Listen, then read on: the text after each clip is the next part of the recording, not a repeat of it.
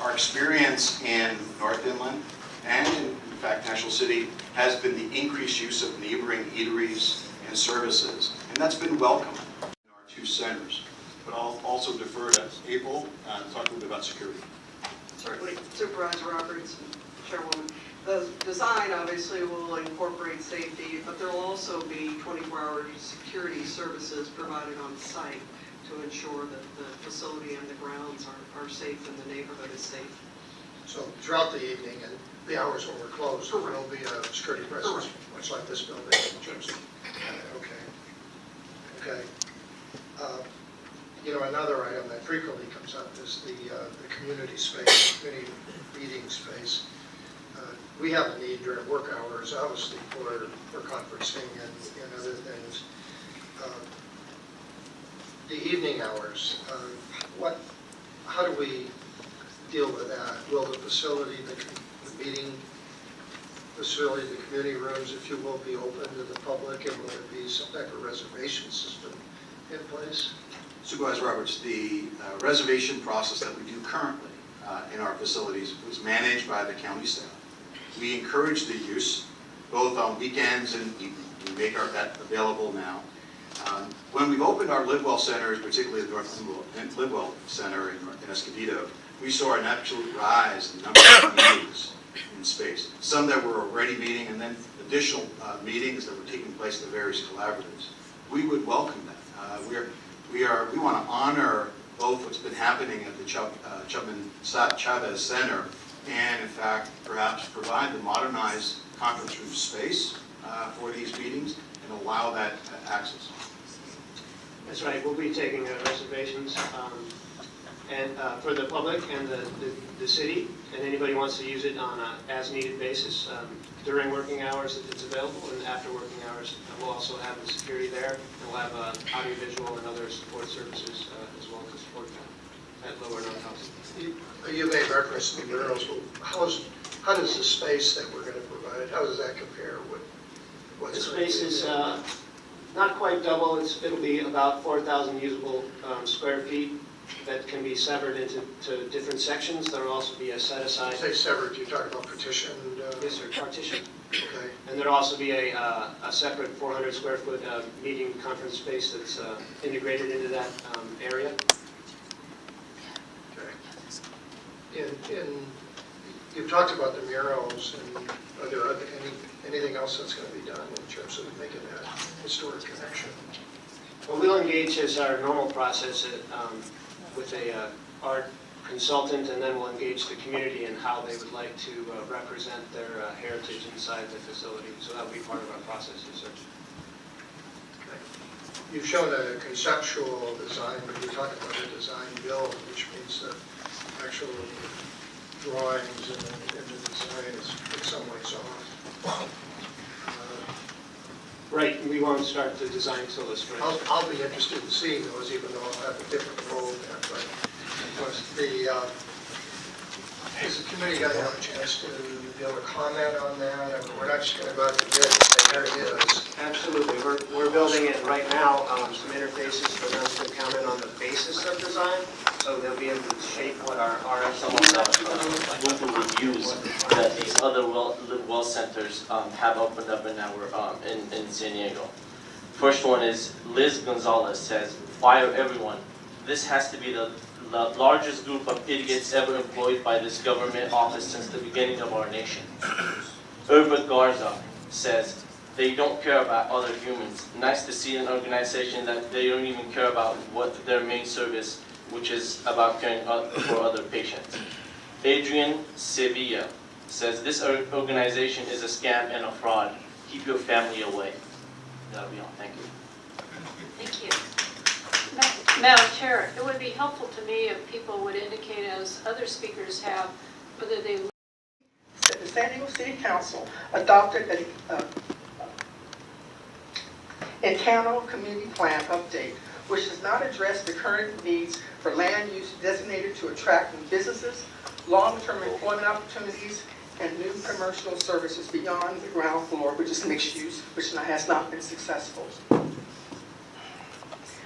Equally appalling is the fact that this location is across the street from two culturally significant buildings utilized by hundreds of children, the Malcolm X Library and the Elementary Institute of Science. Is this really the message we want to send our youth, a huge welfare center in the middle of our community? How much longer will we be denied of basic services that all communities enjoy? A choice of grocery stores, jobs, large and small retail business, and a range of housing, new housing development. This development is a regional welfare center, along with very, very low-income housing. That is the predominant housing type that's being built in our community. This is a disgrace. It is a deliberate effort to dismantle stable communities, Emerald Hills, Choice View, Lincoln Park, Valencia Park, Alta View, O'Farrell, Broadway Heights, and Canto. The lack of transparency is so severe as a total lack of disrespect we feel as residents, who continue to hear stale promises of little or no results. This important location is an opportunity for commercial development and jobs. We have a workforce that can contain the needs for several business types. All we need is the same level of enthusiasm being applied to economic and commercial development as UBC being applied to turning our community into a welfare destination. We are requesting that this process for the development of a regional welfare center be ceased and a viable employment and commercial opportunity be provided instead. And thank you. Thank you. Next speaker, please.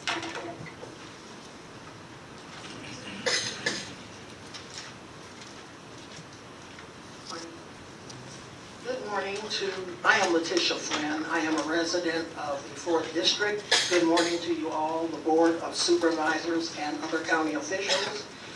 I'm very sad because it seems like the majority or a significant amount of people in this room believe that the 4th District, everyone there is on welfare.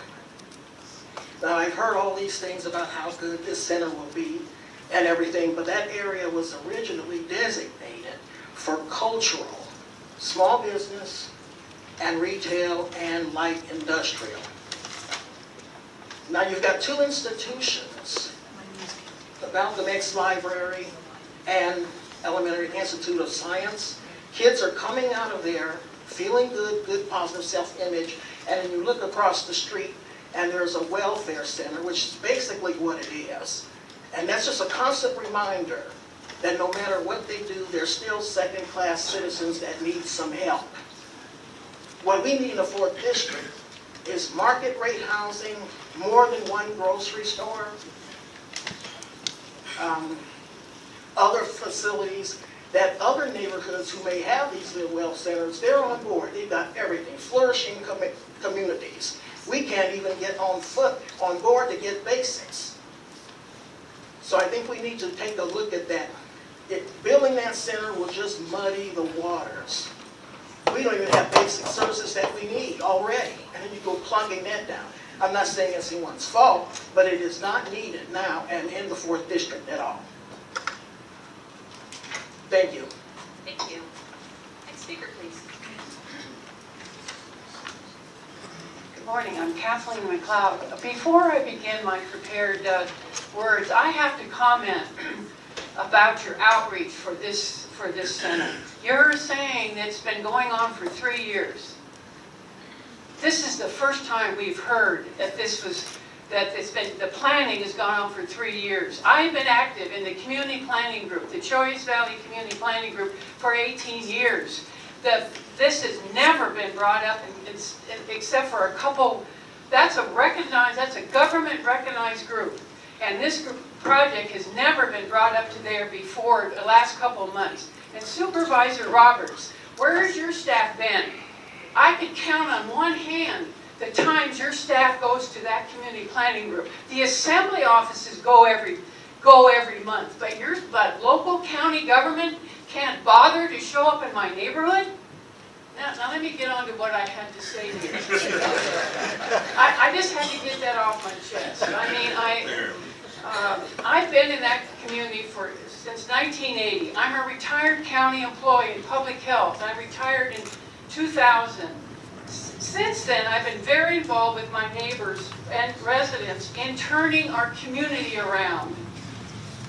I was on Jacob's resident team, which focused on this very lot. And we looked at uses for, to get the property back on the tax rolls, generate jobs for local residents, and create office space for local small businesses. This vision was carried forward in the update of our community plan, guided by redevelopment experts on how to create a robust and sustainable local economy. The economic prosperity element calls for an ambitious goal to achieve a ratio of 2/3 market rate to 1/3 affordable housing among 8,000 planned multifamily units to be built there over the next 25 to 30 years. This is what is needed to raise the AMI in southeastern San Diego, and we need your board's support to achieve that goal. Despite this goal and the illegality of concentrated poverty under federal law, there are no tools to prevent this growth from being 100% affordable housing. The initial study of the project did not address compliance with the community plan, with research demonstrating the harmful net impacts of concentrated poverty on children's growth. No mention was given to the impacts of the proposed regional center towards realizing a balanced community for their future. The deal you have with Jacobs takes local employment-producing land off the tax rolls and does not create local wealth. This is an affront to those who own property and pay What I'm taxes. objecting to is the location. I urge you where to chose postpone the place. land purchase until EIR can be prepared those and we know parcels the impact of this were regional designed, center as on the mentioned, success of for our community businesses plan. Thank you. And to change up our neighborhood, make it more ordinary.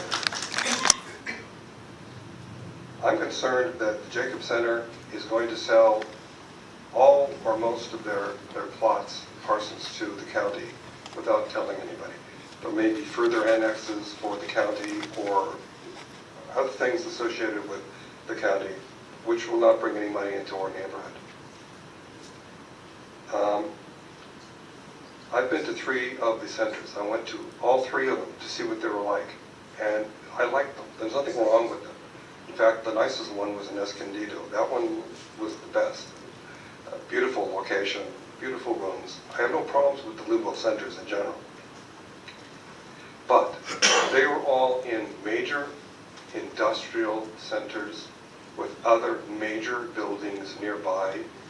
They also had 500 parking spaces designed. I counted them by using the Google Map aerial view. So that means they plan to have 500 spaces in each one of them.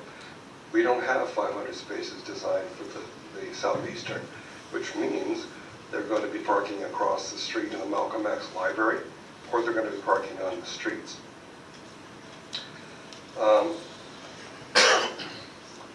We don't believe that this is a really large building, is going to fit in architecturally to the neighborhood. It's going to be an eyesore. It'll just be huge. I don't think we understand how big it is until it's going to be built, and that's too late. It's unacceptable to me that we have not understood all the probation issues. Their presentation at our local, well, that was quick. That's by fast, doesn't it? Thank you. Thank you, sir. We appreciate your comments. Next speaker, please.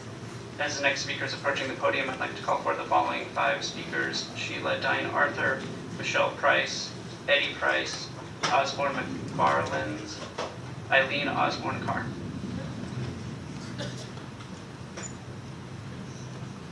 Feel free to pull that down. Might help. There you go. Thank you. Welcome. Good morning. I'm Leslie Dudley, and I've lived in Lincoln Park for over 30 years. I've been serving on Encanto Planning for over 4 years.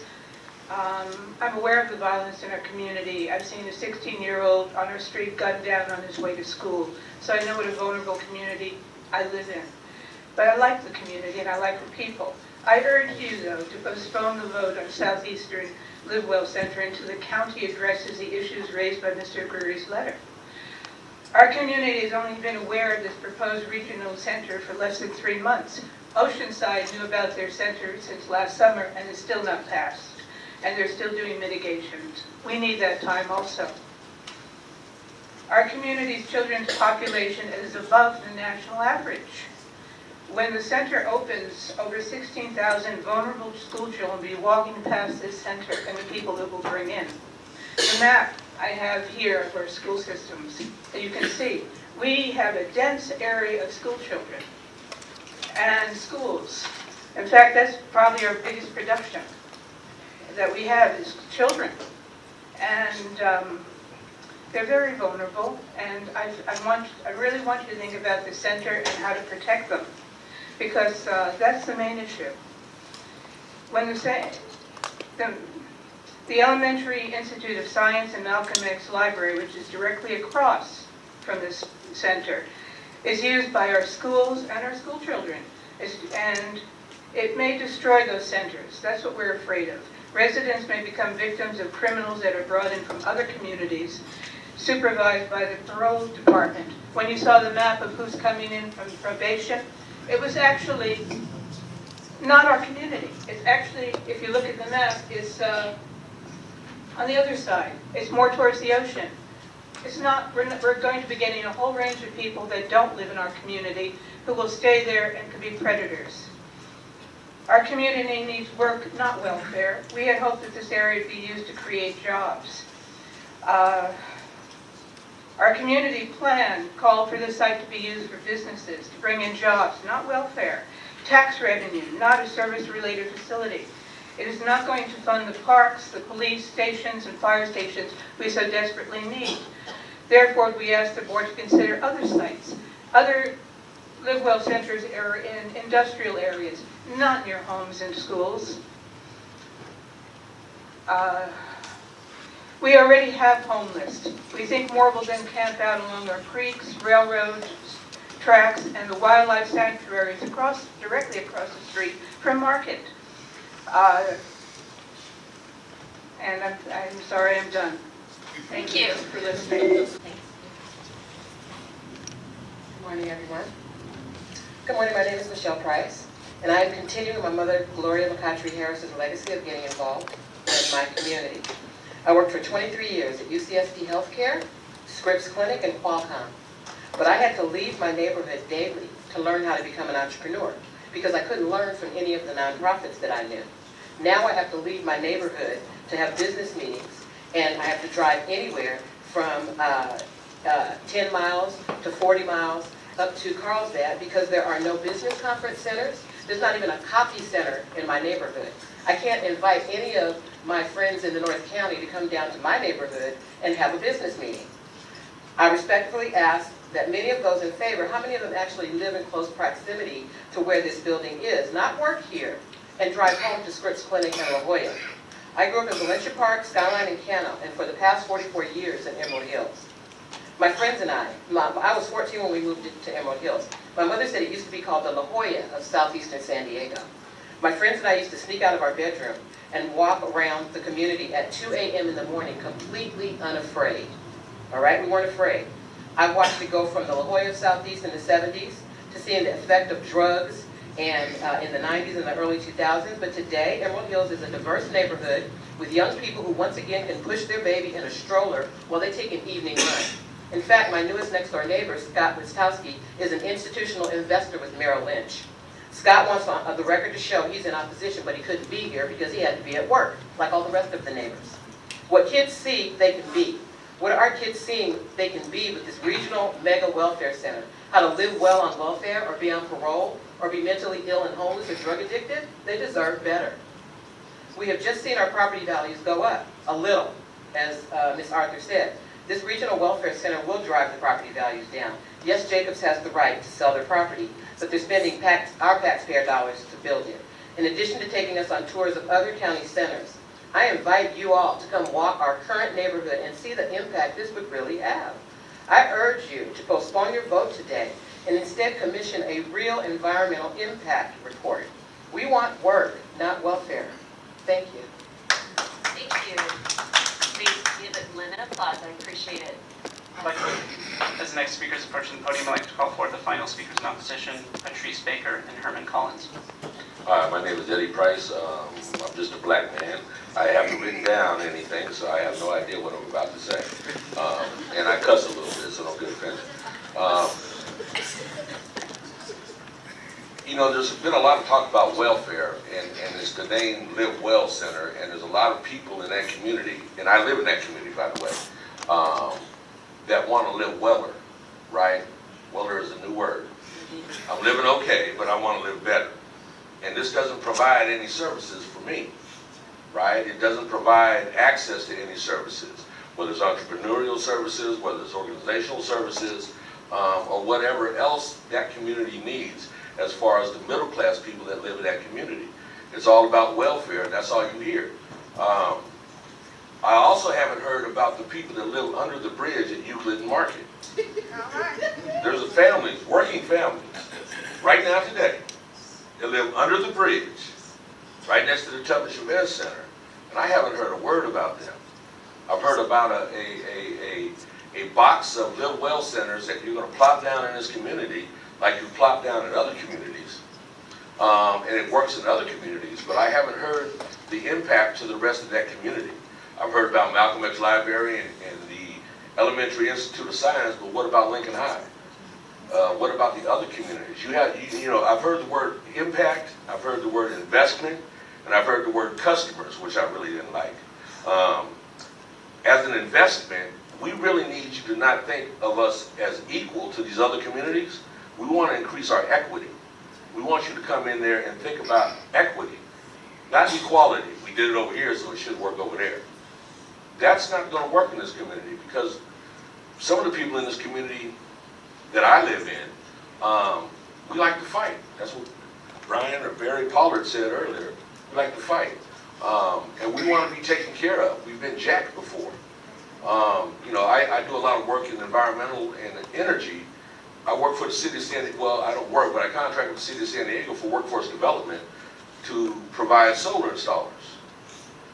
However, the city of San Diego installed solar all over the city of San Diego without hiring the people they paid us to train. Okay, there's a disconnect there.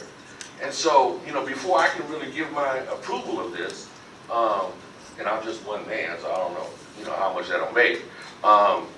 I need some critical thought to go into this, into the footprint of how you're going to affect. You know, I saw a picture of the creek and the little park, and that was just where you guys are at, right? There's a walking path that goes all the way to the post office. What are you going to do about that? You know, you're investing in this, so really look at your investment and your return on your investment. Thank you. Thank you for the disclaimer and your language. You did a good job I didn't cuss. controlling that. Good job. It can be done. I got claps for that. Yeah, we can applaud that, actually. Good morning, my name is Osborne McFarland, and I have just one thing to say. I think an excellent place for this facility to be located is the old post office on Midway. It's a substantial size, it's vacant, and I think that's something that should be looked into. Thank you. Sweet. Next speaker, please. Good morning. My name is Herman Collins. I am not a resident of the 4th Council District. However, I am a public affairs consultant working pro bono with many of the residents that you've heard here today. Good to see you, Supervisor Roberts and Cox, that I work with very closely. I haven't met you, Ms. Gaspar, but hopefully we'll be able to work with you in the future. I'm really here today to enter into the record a public comment letter submitted by Attorney Michael Aguirre. He is representing several of the people that you've heard here today: Kalada Salam, Neil and Sheila Arthur, Letitia Flynn, Leslie Dudley, Robert and Ardell Matthews, and Michelle Price. Its intent is to postpone any action on the proposed land purchase until the preparation of a full environmental impact report is conducted to address the significant environmental impacts and identifies the alternative sites is conducted to comply with CEQA. This is a regional center. There's no getting around that. Staff does not want to call it a regional center because if it calls it a regional center, they can't do a negative debt. They have to do an environmental impact report. You are actually going to move people from existing probation offices. They're not located in that community. From Chula Vista, not located in that community. From University Avenue, nowhere near that community. So you can't say that the services that are going to be provided, that the employees, that the clients, and the associated impacts will not trigger an environmental impact report. There's no way that you get away with that. And that's really what our concern is. It's clear to all that the county has violated CEQA by committing to this Southeastern Live Well Center before completing the environmental impact report. You say, why do we say that? There was a news conference held. Supervisor Roberts, Supervisor Cox, you were present, said it was going to be done. No doubt about that at all. You made yourself somewhat complicit in being able to actually vote on this thing today. Why are citizens outraged? Well, they're outraged because their voice has not been heard. This is moving forward. The County of San Diego, the City of San Diego, and the Jacob Center, that was supposed to be the protector and the vanguard of this community, have all entered into self-dealing by manipulating the EIR process, declaring a negative declaration, negative mitigation without substantial public hearings. Mr. Aguirre is ready and prepared a case for adjudication. You have the opportunity to avoid such litigation by postponing any action until a complete environmental impact report is done. Thank you. I now call for Patrice Baker. That concludes public testimony in this item. Thank you for all members of the public addressing the board today and for your patience in sitting through quite a bit of testimony, staff reports on an extensive project taking place. Supervisor Roberts. Thank you, Madam Chairwoman. I want to thank everybody who's taken the time to come here today and to testify. And I want to start because it's triggered something in my mind. This past Thursday, Supervisor Cox and I, as we do virtually every year, attended the graduation ceremonies at something called the San Pasqual Academy. Most of you probably don't know what the San Pasqual Academy is, but the San Pasqual Academy is a residential high school for foster kids. And if you were with us, you would have seen that most of those foster kids happen to be African American. Now, the reason why I mention that, because I guess when you've been in government as long as I have, you see instances where there seems to be a disconnect between two different visions of something that's taking place. Because we had an enormous amount of pushback on that property when we wanted to build that school out there. And we were going to ruin the neighborhood, we were going to drive down values, we were going to do a lot of things according to some of the people. And they came here to protest, they even brought a buffalo down, raised him on the grass out here in protest. God only knows what the buffalo had to do with it.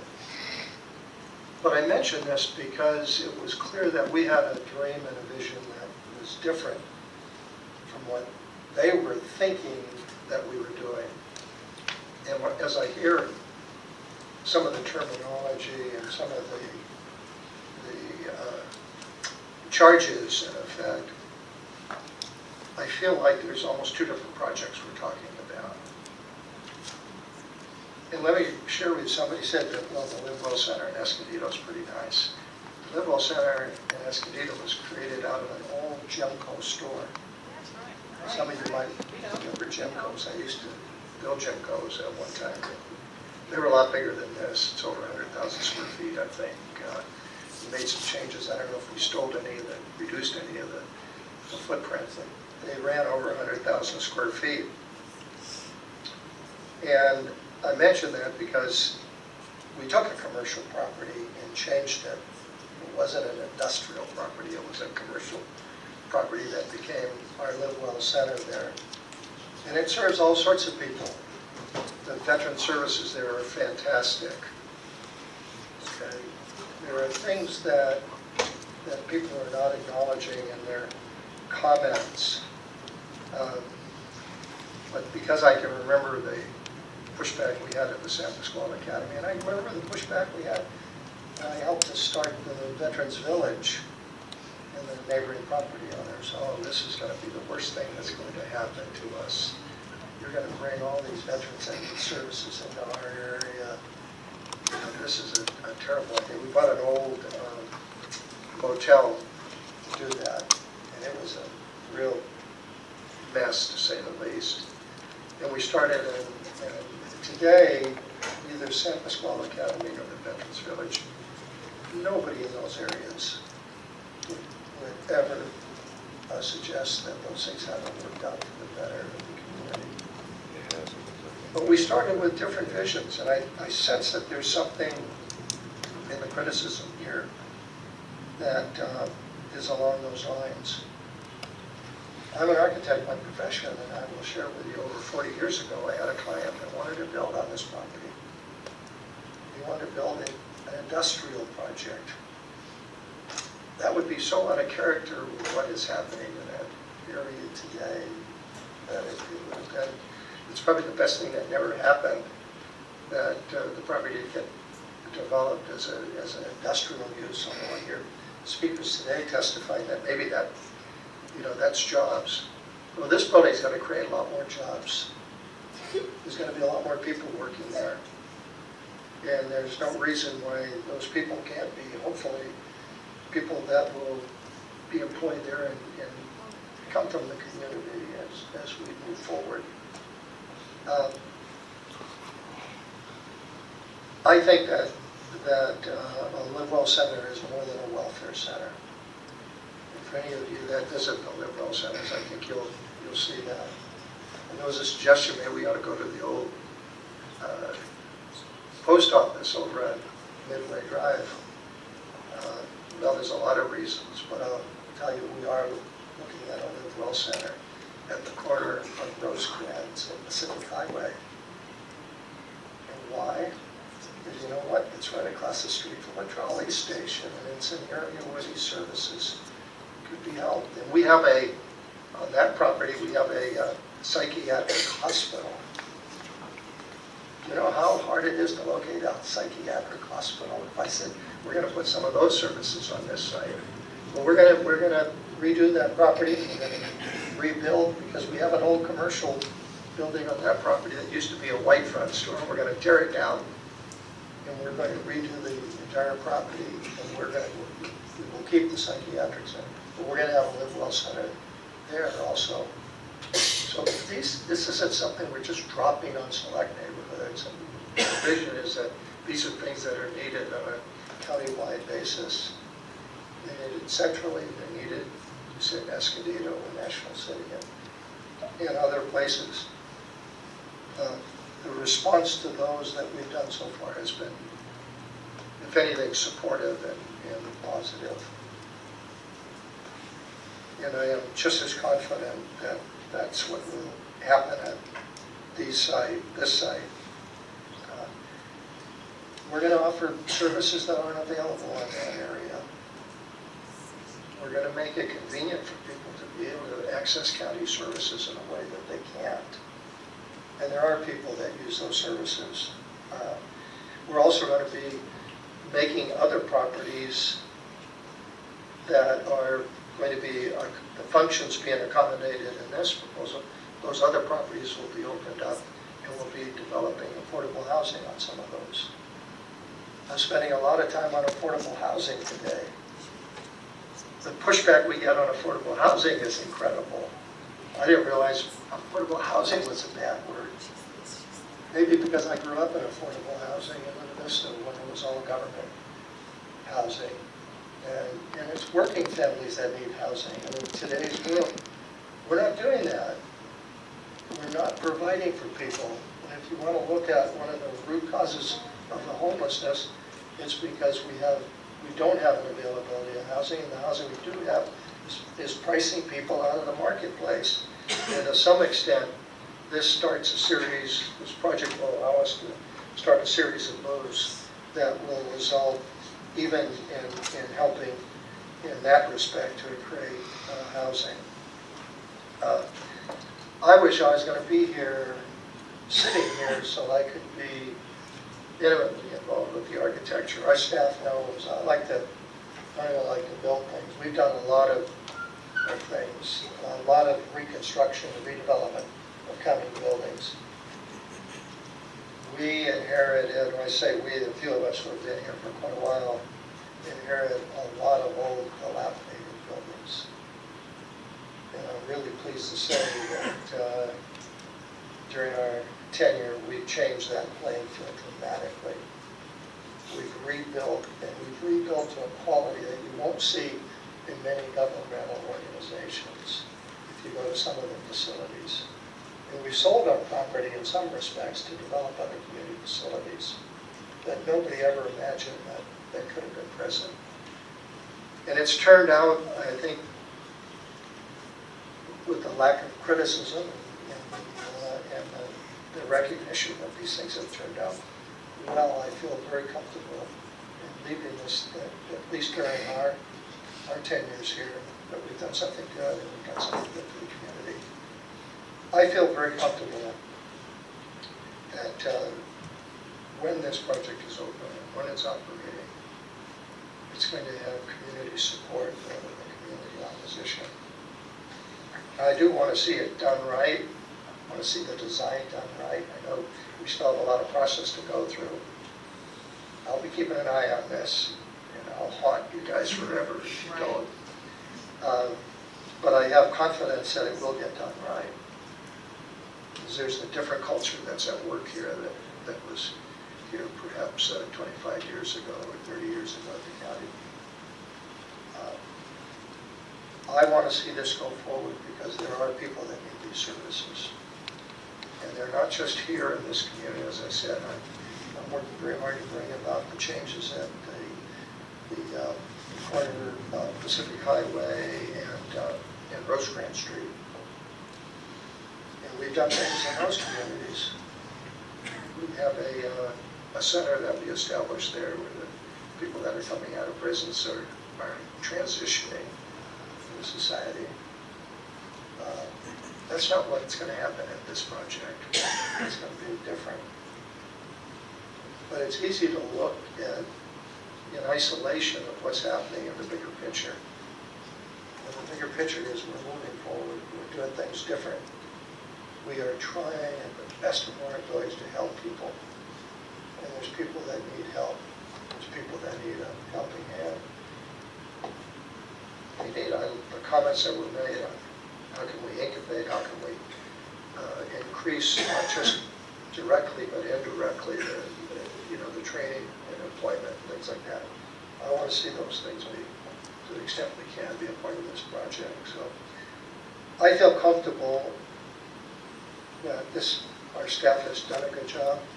I can't respond to the legal issues that Mr. Gary's raised, but our county council has assured me that Mr. Gary is a longtime friend of mine, is not on the right side of this with respect to his comments, and I feel comfortable going ahead. And we'll let the courts decide whether he's right or our attorneys are right. Too often, environmental questions are used as the weapon to try to stop anything. That's why we can't build housing. Because every community that we say we got to do affordable housing, before you know it, there's a Mr. Gary-like person that shows up and says, "You can't do that in my community." My God, I want to build affordable housing in Claremont. You think I was put in a porno station or something? You know, the comments that I hear. You learn to live with that when you're a public official, if you believe in what you're doing, and you believe in a staff that can make these things happen in a positive way. So with that, Madam Chairwoman, I want to make a motion to move forward on all of the recommendations that our Chief Administrative Officer has put before us. I want to encourage the staff, keep working with the community, and let's make sure that this is the good job, like the other things that I've alluded here today. Thank you. I'll second the motion. Just to clarify for the record that that motion would include the language that I read into the record that was noted in the errata. Correct. Supervisor Cox. Thank you, Madam Chair. I want to start off first by thanking all of the speakers that came out today to speak on this item. We have a saying on the seal in the lobby of this building that says, good government demands the intelligent interest of every citizen. Well, I want to compliment everybody that came here today because I think you are all intelligent citizens. You have good comments to make. And I've certainly seen the communities in southeastern San Diego mobilize on both sides of this project. And that is what we want, I think, is a good community discussion in regards to what you'd like to see this facility to be, the services and programs that will be a part of it. And whether you are here in support of or in opposition to the project, I sincerely want to thank you for coming here today. I have one question of staff, and that is, it was brought up by a couple of the speakers, my good friend Cecil Stepp, and I think even Brian Pollard had made reference to it. I realize we can't promise people construction jobs. We can't guarantee individuals in the community are going to be specifically hired for services and programs that will be a part of this. But I would like to find out what sort of outreach are we going to be doing to let people know in the community how they need to interact with the county, the programs that they can get involved with, so that they have an opportunity to participate in the operation and the construction of this facility. Chairwoman, Supervisor Cox, there's an ongoing outreach from purchasing and contracting, and in fact there will be a specific outreach in the southeastern community on the 28th at the Jackie Robinson Y. In addition to that, as Marco mentioned earlier, there are planned requirements for the RFP and development of the basis of design that will also ask for outreach to the contractors and the subcontractors. So we're making an effort to get into the community to not only let the community businesses know, but also prepare them so that they will be able to respond to solicitations when they become available. Okay, well, I really think that's really important to do, particularly in southeastern San Diego. This is a community that I think is referenced, I think has been on the short end of the stick a lot over the years, and I think we should do everything we possibly can to do outreach and let people know the process, how they need to get involved, how they can become a part of this project, whether a small business, a minority-owned business, a woman-owned business, disadvantaged business. That's something that's really important to me, and I think we need to make sure we incorporate into this effort. We know the community has had some long-standing concerns about law enforcement services in the southeastern San Diego communities, and that's why the county took an interest in this project. We recognize that there's a desperate need to provide more positive services, community and family strengthening services to children and families that need them.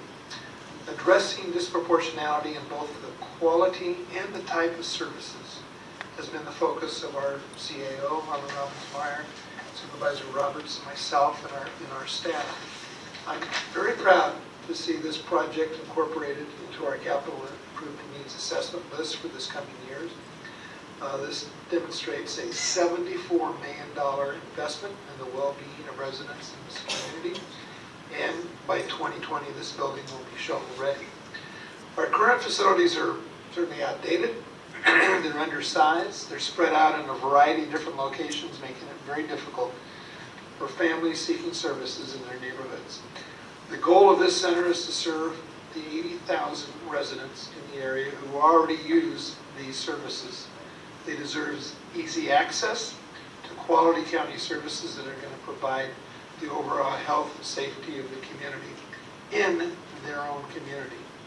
We remain committed to consistently improving how we deliver our services. Co-location have done is improve the values. And as far as the center goes, I don't know that they're going to have a veteran center here, but you can at least give me a room where the veterans can go. That facility has been in North County just a magnet for those who are retired and those who are leaving the military. They travel a long ways to go to that facility, just to access all the nonprofit services that are available in the building. So I expect that this facility, and I have not been to the ones in Supervisor Cox's district, but I will expect they have the same county services that we provide in North County will be available now to this community. And it sounds like they need it. And I respect Cecil Stepp, who was here, the service that he gave to the county. I think with his endorsement, this community needs this facility. So I'm going to vote for this. I think this is a great improvement to this area of the county of San Diego. As far as the city of San Diego goes, that's another issue, but maybe Mr. Roberts can go after them also. All right. Thank you, Vice Chair Jacob. Thank you, Madam Chair. First, I would like to express my appreciation for all the speakers that came forward. Very articulate presentations on both sides. There's a couple of issues, though, that have not been addressed. I'd like some answers from staff. First, to council. Because the mitigated negative declaration has been challenged, have you heard anything today that would change your mind in regards to CEQA compliance? No. So in other words, project and the mitigated declaration that we have before us is complete and in compliance with the California Environmental Quality Act. Is that correct? With the addition of the information that was provided to your board in the errata, and also in the document that was provided to your board in response to the letter challenging the mitigated negative. Thank you. With all of that, we don't feel like anything more is needed. Thank you. I think that's important, Madam Chair, to get into the record. Issue was brought up, compliance to the community plan. Does it comply or not? The community plan will be brought into the design process, so that plan will inform how we provide the design as we go through. We're going to comply with all the community plan as far as the zoning is concerned, and we're in alignment with all the land use planning, and we're going to address the tenets of the community plan as we go forward in the design. So is that a yes? Yes, ma'am. Thank you. And then parking. So right now, we have over 380 parking spots provided for the center in our draft plan. And right now, we're going to start with 260 people working at the site, and the agency has very good data into how they plan for their parking. We usually plan about 5 parking spots per 1,000 square feet of parking, and this is in alignment with that. We feel right now that there's adequate parking. Thank you. So they won't have to park at the They will not library? park in the street or across the street. No. Thank you. $74 million investment. If the people in this area don't want it, I'll take it in East County. You've talked about Live Well centers up in Escondido, and you've talked about National City, and it's been a huge success, but I don't have one. Having said that, an investment like this in this community, it seems like a lot of the comments that were made in terms of location, and I do believe from what I've seen of the facility in Escondido and also National City, those are very nice facilities, but I do not believe that design is going to fit in this area. I have to say, I'm a third generation San Diego, and I started my life in San Diego on Redwood Street, and for the first few years, and I look at San Diego as a long time San Diegan. All of San Diego is important to me, even though I represent the East County area. You look at the map, East County, my district, is not too far from this particular site. So just two issues. One, it's already been addressed, but I want to dig a little deeper on it. And that's involving the community in the design build. And we have a really good process in building libraries. I know that well. We built 13 so far in my district.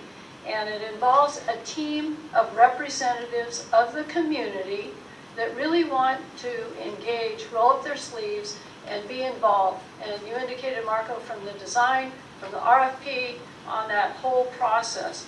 And I think it would be probably a little more comforting to the folks in the community if they had some assurance that there's going to be a team of representatives of the community to be involved, not just the RFP, but design, build, and so on. Because what's built here, like in other areas, should represent the character of that community. And it shouldn't be, my opinion, like the others in other parts of the county. So I've heard that expressed over and over, and I've heard Supervisor Roberts indicate that, and Supervisor Cox too. So my hope is that that would be the case, and we've got a good process there that has worked very, very well, where communities in the end build a library that's a lot bigger, but it's the same process, and the outcome then is something that it belongs to the community. Yes, the county will own it, but it belongs to the community, and the community will have ownership because they have really participated in the design, and the design is really special and unique to this particular community. So that's my one point. Second point, the local jobs and the job fair, I really, really like that idea. And then lastly, there are a few sayings I wrote down that a couple of the speakers stated that I want to restate because I think they're kind of catchy, and it emphasizes the importance of this project too. One was, teamwork makes a dream work. And a lot of people have dreamed for this, and it will take teamwork. And I would hope that those people who came down today who are opposed will work together, work with those who are supportive of this, and come together for the betterment of their community. The other one is beacon for hope and opportunity. And I see this project representing that hope and that opportunity. And then the last one, I really love this one, work, not welfare. And I would hope that that is an emphasis of this particular facility, that we emphasize on getting people into work and off welfare and getting them to be self-sufficient, sustaining in their own lives.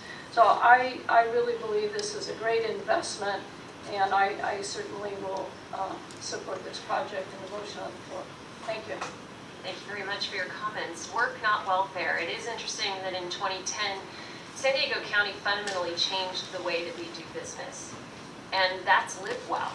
You know, live well is what we've been talking about today, is that we don't want to spend our time, our resources just taking care of people forever. That should not be our goal. We are in the business of transforming lives, taking people from a place of dependency on our dollars to a place of self-sufficiency.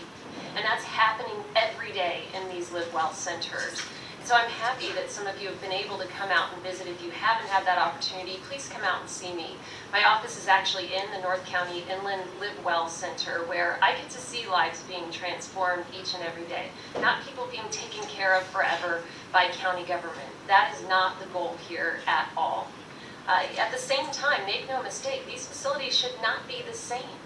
It should not be that we're just plunking the North County Inland Live Well Center into your community. That is not the purpose, and that is not the intent of what we're doing at all. Each of these facilities has its own unique character, its unique qualities that address the needs in that unique community. So the great thing is there's a commonality between all of these facilities. All of them, no matter how unique they are, they're transforming lives. And that's something that we need to do in every community, because one privilege of serving this role has been working with vulnerable populations all throughout San Diego.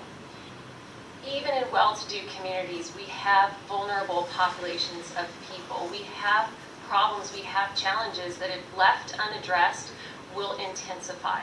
We see that with the intensification of the homeless population throughout San Diego, throughout the state of California.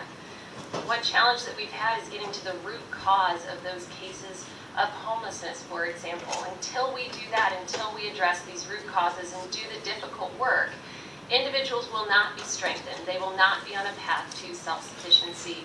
So I challenge you to be open-minded and look at these centers in a different way. Instead of looking at it as welfare, look at it as a center that's literally transforming lives in each and every San Diego community. And this staff is fully committed to making sure that the Southeastern Live Well Center matches and mirrors the community characteristics, the qualities that make that area of San Diego unique, just as they've done everywhere else. And as Supervisor Horn has pointed out, talk to the residents there. The residents shared your concerns.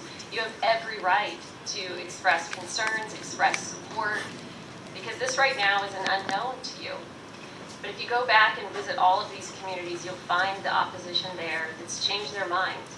In most cases, they've changed their mind. These are the community champions that are out there working, on the county's behalf to be champions for projects like this happening in their communities. So with that, I'll be supportive of the motion today, and I think we're ready to vote.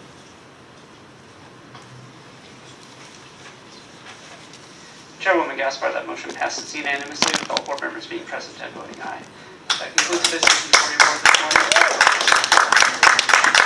We have several adjournments today in honor of community members that have passed. We'll begin with Supervisor Greg Cox. Thank you, Madam Chair. I would ask that we adjourn this portion of today's meeting in honor of Mary Augustine, a longtime Bonita resident who dedicated herself to creating trails and improving recreational opportunities for families throughout the region. She passed away May 8th at the age of 87. Mrs. Augustine was a San Diego County native who graduated from high school and built a home in Bonita with her husband, where they raised a loving family. As a young girl, she loved horses, and that passion led her to a lifetime of riding horses in the backcountry and supporting the development of trails and parks. Among her many accomplishments are helping to create the Sweetwater Trail from Summit Park all the way to Humboldt, creating a system of equestrian and hiking trails in Bonita, creating the popular hiking trail around the Chula Vista Golf Course that is used by joggers, walkers, cyclists, and equestrians, and being a founding member of the Bonita Valley Horsemen. For her significant contributions to the community, we named a multi-use bridge at Sweetwater Regional Park in her name. I was honored to help her cut the ribbon for that particular bridge over SR 125 in 2008. Mrs. Augustine is survived by her children, Patty, Eric, Kristen, Veronica, Tim, and Janie. Mary Augustine is a jewel of the community, and she will be long remembered and missed by all. Please, Supervisor Jacob has some additional comments. She worked very closely with me on many trail projects over the years. Thank you, Supervisor. I have a real special appreciation for horse riders, and Mary Augustine wasn't just a rider. She was one of the leading equestrian advocates in the region for more than 5 decades. Horse owners lost a hero when she passed away last month, but her legacy will certainly live on. Mary's mission was to make certain the region had an abundant amount of hiking and riding trails, and I had the pleasure of working with her on many trail projects over the years. She eventually retired in the Cuyamaca area, and she gave countless hours of volunteer time as a mounted patrol ranger for Cuyamaca State Park. Mary will always hold a special place in my heart, and her tireless work and devoted friendship will surely be missed. Thank you. The second adjournment that I have today is in honor of Ken Sulzer, who was a respected urban planner who played an important role in the development of the San Diego region. He passed away on May 12th at the age of 79. Ken was born in the south side of Chicago and was a star high school athlete who played basketball and baseball and ran track. He graduated from Valparaiso University and the University of Illinois with degrees in geography and urban planning. He had a distinguished career that included working at the Boston Redevelopment Authority and working on the National Capital Planning Commission in Washington, D.C. In 1969, he moved to San Diego, where he briefly worked for the county, and then joined the San Diego Association of Governments, eventually rising to become its executive director. While at Sandag, Mr. Sulzer played a major role in the development of our region's trolley and coaster systems, our local freeways, and the automated regional justice information system, better known as ARGIS. Mr. Sulzer is survived by his wife, Doreen, and 2 sons, Kenneth and Daniel. Ken Sulzer was one of the region's brightest minds who helped make San Diego what it is today, and we will sincerely miss him. Thank you. Our Vice Chair has 2 adjournments for us. Thank you, Madam Chair. I'd like to first adjourn this portion of our meeting in memory of Ryan Bartell, son of Jim and Elaine Bartell. Ryan graduated in 1994 from West Hills High School, where he was a 4-year varsity cross-country and track athlete. He continued his running and academic career at the 2002, Ryan enlisted in the U.S. Coast Guard and served in Seattle, where he met and married Katie in 2005. After leaving the Coast Guard, he lifeguarded at Seattle beaches, coached high school cross country and track, and worked as a paraeducator with special needs students. In 2015, he received a bachelor's degree from City University in Seattle and became a behavioral technician for autistic students at Sear Elementary in Shoreline, Washington. He was known as Mr. B and admired by coworkers, parents, and students. Ryan loved the Pacific Northwest and enjoyed all the outdoor activities it had to offer, especially camping with his family. He established a reputation as a disc golfer in the Seattle area tournaments. He and his son shared a passion for all things Star Wars and Lego. Ryan is survived by his wife Katie and his son Connor, along with his parents and siblings. He certainly will be deeply missed. My second adjournment in memory will be in memory of Carl Calvert, who was an active community member and founder of the Motor Transport Museum in Campo. Carl was born in 1941 in Monrovia, California. His love of antique vehicles began at age 15 when he and his father restored a Model A Ford. He went on to restore many other vehicles, engines, houses, and buildings in his lifetime. After graduating from Temple High School, Carl went to work at North American Aviation, Hughes Aircraft Company, and Psychological Today magazine, until he purchased Hunter Real Estate Solana Beach and began a successful real estate career. In 1971, Carl and his wife Susan bought his historic home in Rancho Santa Fe, where they raised their children. After retiring from real estate at the age of 47, Carl became one of the founders of the Motor Transport Museum in Campo. And if you haven't been there, take the time to go out. He wore many hats as treasurer, grant writer, project manager, restoration specialist, facilities manager, and much more. The museum and the Julian Historical Society accomplished two important joint projects under Carl's guidance, each lasting several years. His last big project was the renovation of property to become the historic Camp Lockett.